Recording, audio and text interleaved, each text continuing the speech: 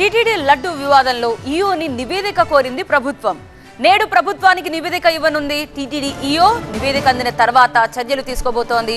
ఆలయ శుద్ధి సంప్రోక్షణ కూడా చేపట్టాలని నిర్ణయించారు. ఆగమ వైదిక ధార్మిక పరిషత్లో భేటీ కానున్నారు చంద్రబాబు. వారి సలహాల మేరకు ముందుకు వెళ్లే ఆలోచన చేయబోతున్నట్టుగా తెలుస్తోంది.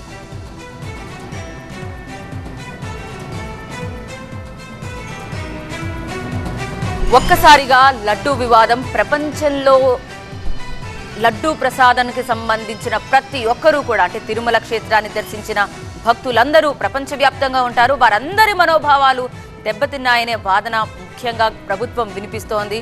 సో స్వచ్ఛమైన నెయ్యి విషయమై ఈఓని నివేదిక కోరారు. దానికి సంబంధించిన నివేదిక ఇవాళ ఇవ్వనున్నారు. దాని ప్రకారం పూర్తిగా ఎలాంటి నిర్ణయం తీసుకుంటారు ప్రభుత్వం అనేది కూడా చూడాల్సిందే.